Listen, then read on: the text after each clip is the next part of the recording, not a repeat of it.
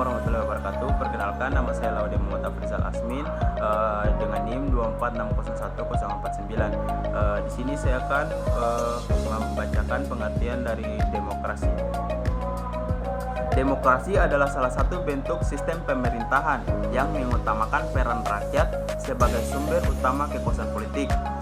Dalam sejarah perjalanan bangsa Indonesia, demokrasi telah menjadi fondasi utama dalam membangun tata kelola pemerintahan yang adil, terbuka, dan bertanggung jawab.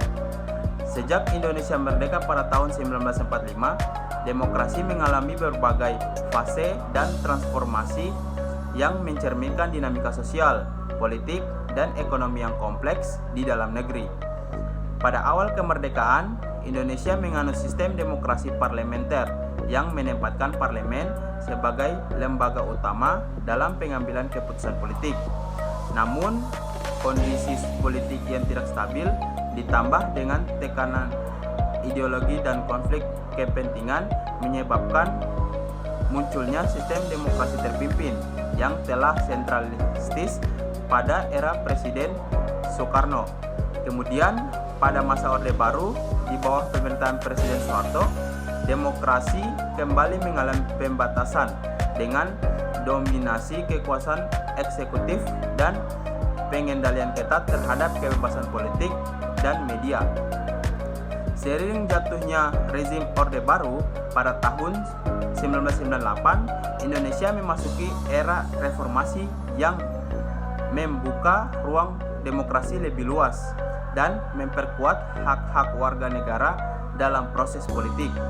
Era ini ditandai dengan amandemen Undang-Undang Dasar 1945, penguatan lembaga-lembaga demokrasi, dan pelaksanaan pemilu yang lebih demokratis dan transparan. Namun demikian, penerapan demokrasi di Indonesia masih menghadapi berbagai tantangan seperti politik uang, korupsi, polarisasi sosial, dan rendahnya kesadaran politik sebagai masyarakat.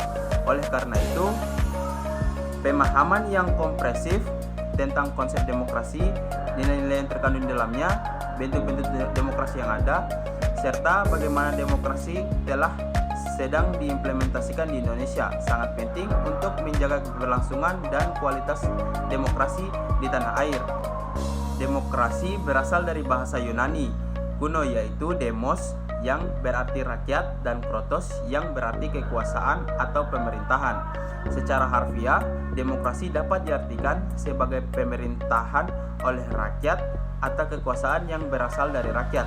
Namun, pengertian modern demokrasi tidak hanya dimaknai sebagai bentuk pemerintahan semata, melainkan juga sebagai sistem politik nilai budaya dan tata kelola kekuasaan yang memberi ruang partisipasi aktif bagi seluruh warga negara.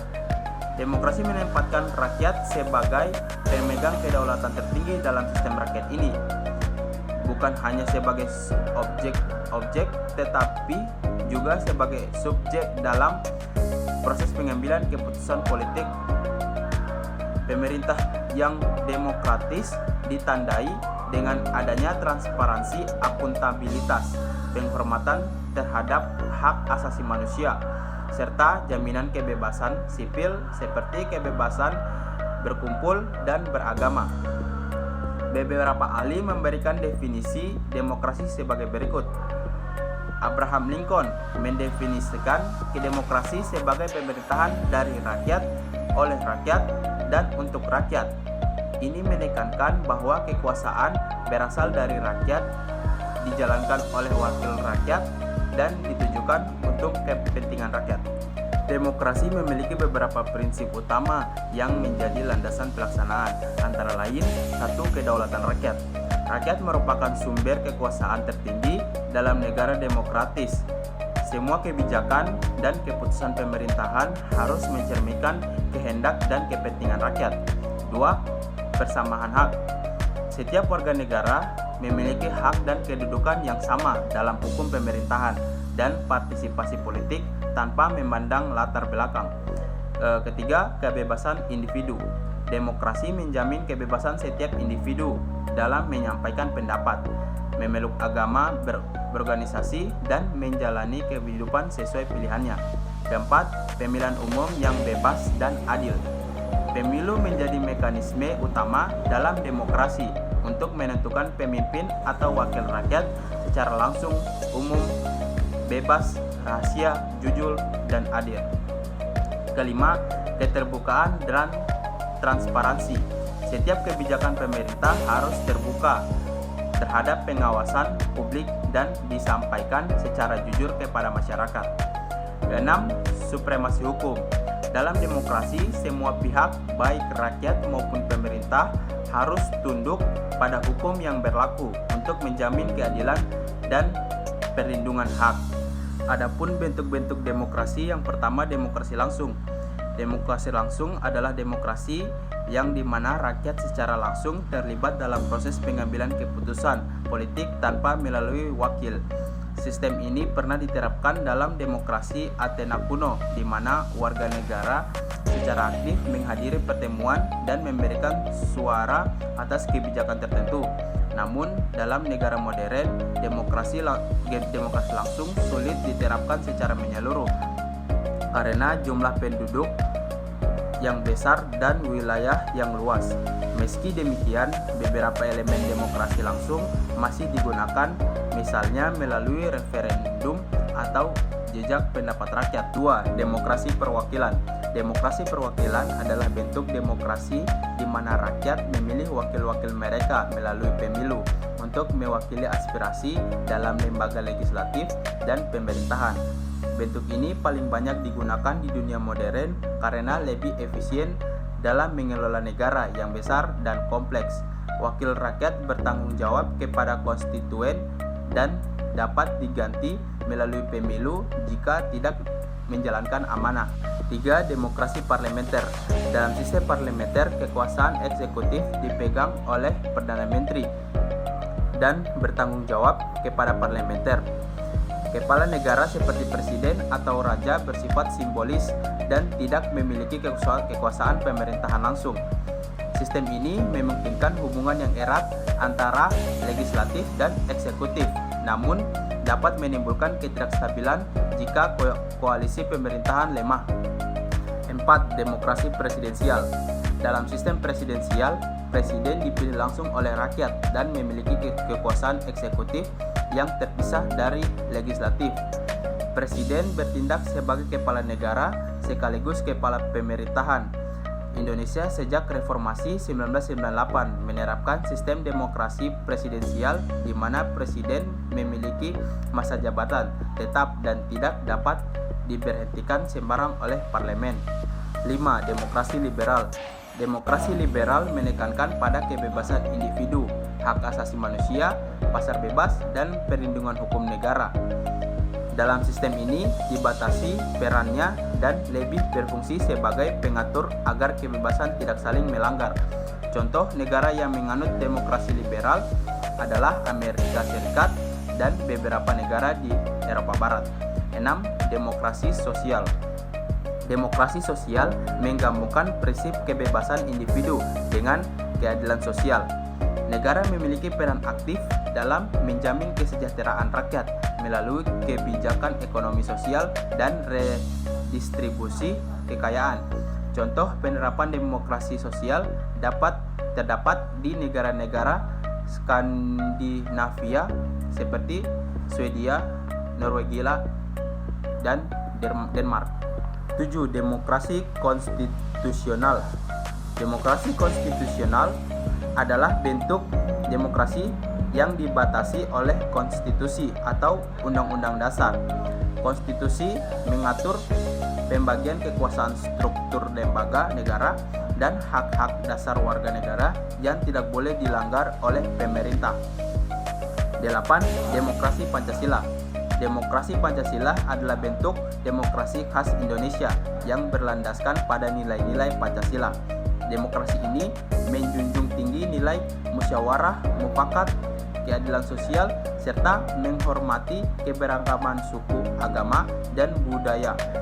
Ciri khas demokrasi Pancasila adalah pengambilan keputusan melalui mekanisme musyawarah, bukan voting atau suara terbanyak semata. Bentuk demokrasi ini menunjukkan bahwa meskipun memiliki dasar yang sama, yaitu kekuasaan berasal dari rakyat, namun pelaksanaannya sangat bergantung pada konteks sosial budaya, sejarah, dan kebutuhan negara masing-masing. Nilai-nilai demokrasi. Nilai-nilai demokrasi merupakan prinsip dasar yang menjadi landasan moral dan etika dalam sistem pemerintahan demokratis. Nilai-nilai ini bukan hanya tercermin dalam struktur kelembagaan, tetapi juga dalam sikap dan perilaku warga negara serta pemegang kekuasaan. Nilai demokrasi menjadi fondasi dalam menciptakan kehidupan politik yang sehat, berkeadaban, dan menjunjung tinggi martabat manusia. Berikut adalah beberapa nilai utama dalam demokrasi. Yang pertama, kebebasan. Kebebasan adalah inti dari demokrasi yang menjamin setiap individu memiliki hak untuk berpikir, berbicara, berserikat, dan berekspresi tanpa tekanan atau paksaan. Kebebasan ini mencakup kebebasan politik, kebebasan sipil, dan kebebasan beragama yang semuanya dilindungi oleh hukum. Persamaan hak. Dalam demokrasi, setiap warga negara memiliki kedudukan yang sama di depan hukum dan dalam proses politik. Tidak ada diskriminasi berdasarkan suku, agama, ras, gender, status sosial, atau latar belakang ekonomi. Persamaan tidak menjamin bahwa suara setiap warga negara bernilai sama dalam pemilu dan pengambilan keputusan. 3. Keadilan. Demokrasi mengutamakan prinsip keadilan baik dalam bidang hukum, ekonomi, maupun sosial. Keadilan menjadi dasar agar tidak terjadi kesenjangan sosial, serta agar semua pihak mendapatkan hak dan perlakuan yang seimbang. 4. Musyawarah untuk mufakat. Nilai ini sangat kental dalam demokrasi Indonesia yang berlandaskan Pancasila.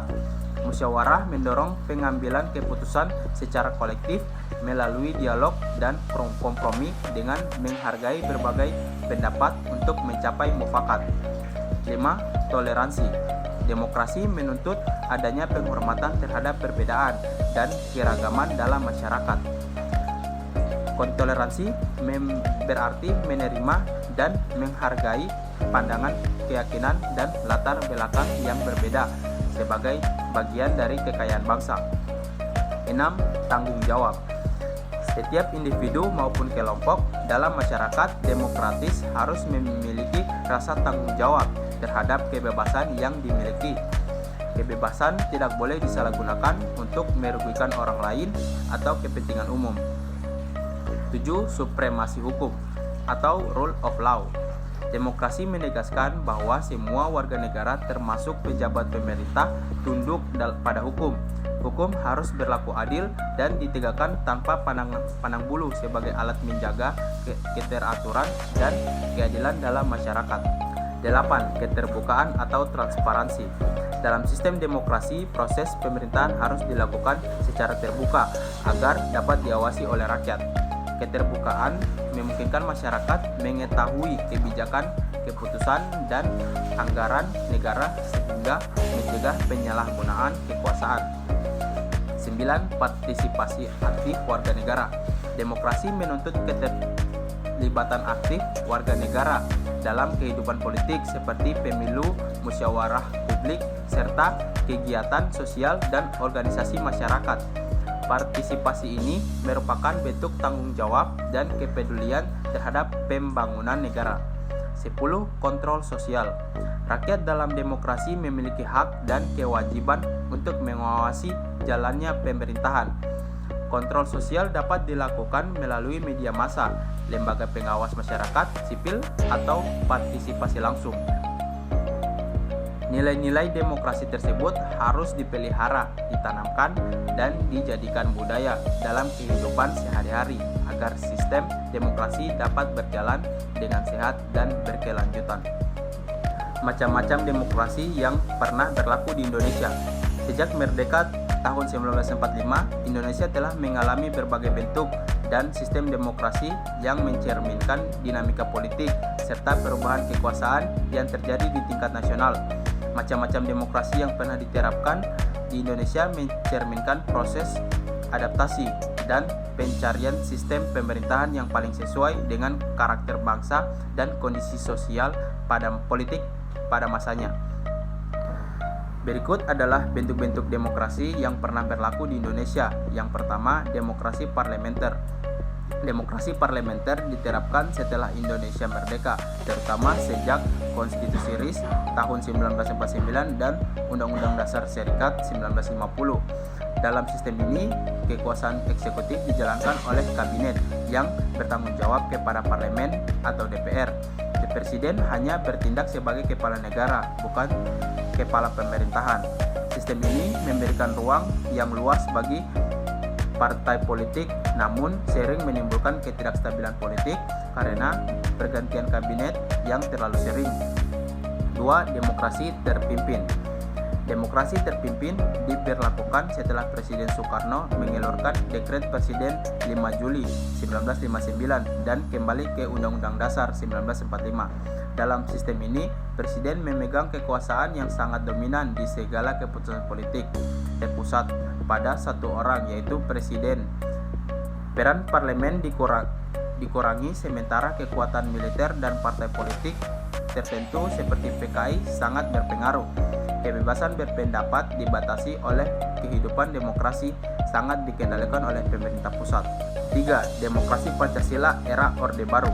Setelah tumbangnya demokrasi terpimpin, pemerintahan Orde Baru di bawah Presiden Soeharto memperkenalkan kembali demokrasi Pancasila. Namun praktiknya lebih mengarah pada otoritarisme di mana presiden memegang kekuasaan besar dan pemilu hanya formalitas. Kebebasan politik sangat dibatasi, partai politik dikooptasi dan masyarakat sipil ditekan melalui pengawasan ketat aparat keamanan. Meskipun secara formal demokrasi tetap dijalankan, tetapi substansi demokrasi tidak berkurang secara sehat. Demokrasi reformasi. Demokrasi reformasi lahir pasca runtuhnya rezim Orde Baru pada tahun 1998 sebagai respons atas tuntutan rakyat terhadap kebebasan dan keadilan. Demokrasi Indonesia saat ini ditandai dengan pemilu langsung, multipartai, kebebasan pers, serta partisipasi aktif masyarakat sipil. Presiden dipilih langsung oleh rakyat dan lembaga-lembaga negara memiliki fungsi yang lebih seimbang. Meskipun telah banyak kemajuan, demokrasi di era reformasi masih menghadapi tantangan seperti politik uang, polarisasi elit, korupsi, dan rendahnya literasi politik. Perjalanan demokrasi Indonesia menggambarkan bahwa demokrasi tidak statis, melainkan terus berkembang menyesuaikan diri dengan kebutuhan zaman. Penerapan berbagai bentuk demokrasi ini memberikan pelajaran penting bahwa demokrasi harus dibangun dengan prinsip partisipasi, keterbukaan, dan penghormatan terhadap hak asasi manusia. Perkembangan paham demokrasi. 1. Akar historis demokrasi di dunia. Paham demokrasi pertama kali berkembang di dunia barat, khususnya Yunani kuno sekitar abad ke-5 sebelum Masehi. Di kota Athena, rakyat berpartisipasi langsung dalam pengambilan keputusan melalui sistem majelis rakyat, meskipun hak ini hanya dimiliki oleh warga laki-laki. Bebas. Sistem ini merupakan bentuk awal dari demokrasi langsung yang menekankan keterlibatan rakyat dalam urusan pemerintahan. Setelah masa Yunani dan Romawi kuno, sistem demokrasi mengalami kemunduran pada abad pertengahan karena dominasi kekuasaan gereja dan feodalisme. Kebangkitan kembali semangat demokrasi muncul pada abad ke-17 hingga ke-18 melalui pemikiran filsuf seperti John Locke, Montesquieu, dan Rousseau yang memperjuangkan hak individu dan pemerintahan berdasarkan hukum. Revolusi Amerika tahun 1976 dan Revolusi Prancis tahun 1789 menjadi tonggak penting bagi munculnya demokrasi modern dengan konsep kedaulatan rakyat dan penghapusan absolutis. 2. Perkembangan paham demokrasi di Indonesia.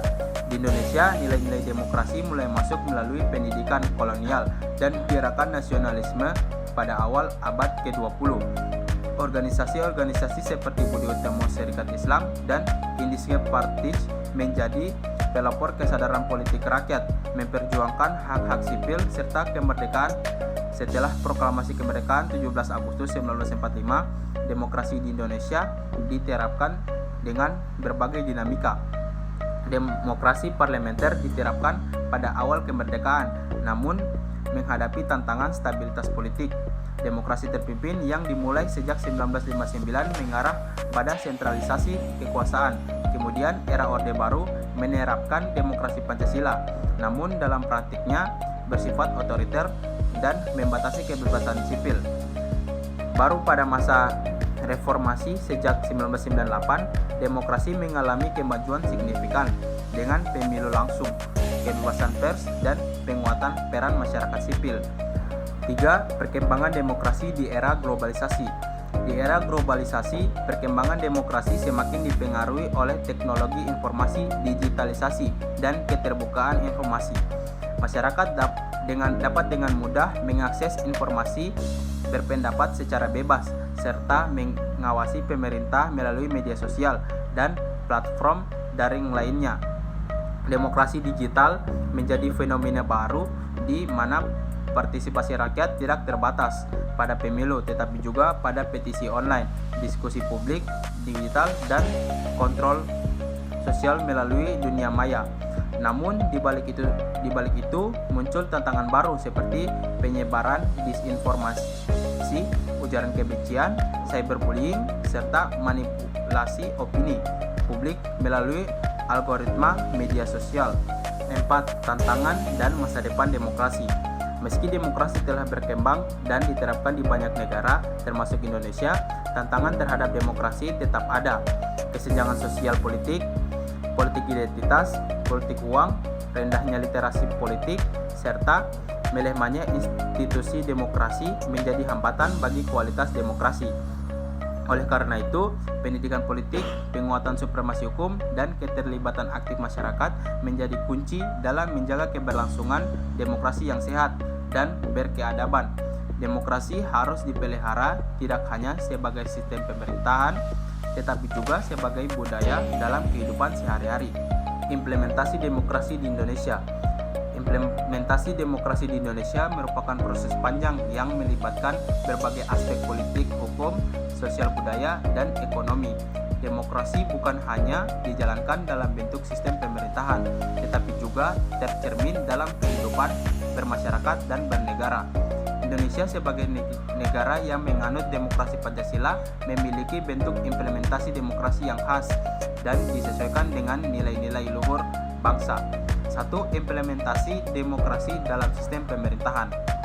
Demokrasi di Indonesia tercermin dalam sistem pemerintahan yang berdasarkan pada prinsip kedaulatan rakyat. Rakyat sebagai pemegang kekuasaan tertinggi memberikan mandat kepada wakil-wakilnya melalui pemilihan umum. Presiden dan wakil presiden dipilih secara langsung oleh rakyat. Begitu pula anggota legislatif baik di tingkat pusat maupun daerah. Pemilihan umum dilakukan secara berkala, bebas, jujur, adil, dan langsung yang mencerminkan keterlibatan aktif rakyat dalam menentukan arah pemerintahan. Selain itu, sistem check and balance antara lembaga eksekutif, legislatif, dan yudikatif menjadi mekanisme demokratis dalam mencegah terjadinya penyalahgunaan kekuasaan. 2. Implementasi demokrasi dalam penyelenggaraan pemilu. Pemilu merupakan sarana utama dalam menyalurkan kedaulatan rakyat. Sejak era reformasi, pemilu di Indonesia mengalami kemajuan yang signifikan. Pemilu dilaksanakan secara langsung, umum, bebas, jujur, dan adil. Masyarakat memiliki kebebasan untuk memilih wakilnya tanpa tekanan maupun intimidasi. Pemilu juga mencerminkan kompetisi antara partai politik dan calon pemimpin, sehingga menjadi wadah pembelajaran politik bagi rakyat. Namun, tantangan seperti politik uang, kampanye hitam, dan rendahnya literasi politik masih menjadi pekerjaan rumah dalam memperkuat kualitas demokrasi. 3. Implementasi demokrasi dalam kebebasan berpendapat dan pers. Di era demokrasi reformasi, kebebasan berpendapat diakui sebagai hak asasi setiap warga negara. masyarakat dapat menyampaikan aspirasi, kritik maupun saran terhadap pemerintah secara terbuka, baik melalui media sosial, diskusi publik untuk unjuk rasa, maupun lembaga perwakilan rakyat. Pers sebagai pilar keempat demokrasi juga memiliki peran penting dalam menyampaikan informasi, melakukan kontrol sosial, serta mengedukasi publik. Namun, kebebasan tersebut tetap dibatasi oleh hukum untuk menjaga ketertiban umum dan mencegah penyebaran informasi yang menyesatkan atau mengandung unsur kebencian. 4. Implementasi demokrasi dalam kehidupan sosial dan budaya. Demokrasi juga tampak dalam kehidupan sosial dan budaya masyarakat Indonesia yang plural dan majemuk. Setiap individu atau kelompok memiliki kebebasan untuk menjalankan keyakinan, adat istiadat, serta budaya masing-masing tanpa diskriminasi. Musyawarah mufakat dalam penyelesaian masalah menjadi cermin nilai demokrasi yang sesuai dengan kepribadian bangsa. Di tingkat lokal, demokrasi dijalankan melalui lembaga desa, BPD, musyawarah warga, dan kegiatan sosial kemasyarakatan yang melibatkan partisipasi aktif warga. 5. Implementasi demokrasi dalam pendidikan dan keluarga. Pendidikan demokrasi dapat ditanamkan sejak dini melalui lingkungan keluarga, sekolah, dan masyarakat. Keluarga sebagai unit terkecil masyarakat menjadi tempat pertama untuk mengenalkan nilai-nilai kejujuran, keadilan, tanggung jawab, dan kebebasan berpendapat. Sekolah sebagai lembaga formal dapat menanamkan demokrasi melalui kegiatan organisasi siswa, pemilihan ketua OSIS, diskusi kelas, dan pembelajaran PPKN. Dengan pendidikan demokrasi sejak dini, diharapkan lahir generasi muda yang sadar hak dan kewajibannya, serta aktif dalam kehidupan politik dan sosial. 6. Tantangan dan dalam implementasi demokrasi di Indonesia. Meskipun demokrasi Indonesia telah mengalami kemajuan, tantangan masih banyak dihadapi.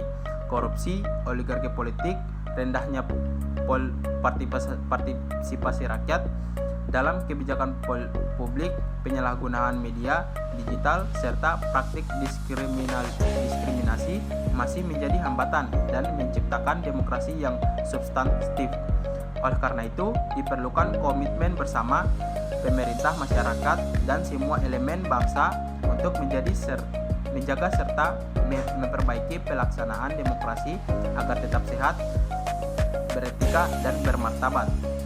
Baik, kesimpulan dari materi ini, demokrasi merupakan sistem pemerintahan yang menempatkan kedaulatan di tangan rakyat, di mana seluruh aspek kehidupan berbangsa dan bernegara dijalankan dengan prinsip partisipasi, kesetaraan, keadilan, serta penghargaan terhadap hak asasi manusia. Dalam konteks Indonesia, demokrasi telah mengalami berbagai fase perkembangan, mulai dari demokrasi parlementer, demokrasi terpimpin, demokrasi Pancasila pada masa Orde Baru, hingga demokrasi era reformasi yang lebih terbuka dan partisipatif. Sekian penjelasan dari saya. Bila ada salah kata mohon dimaafkan. Wabillahi taufiq wal hidayah. Wassalamualaikum warahmatullahi wabarakatuh.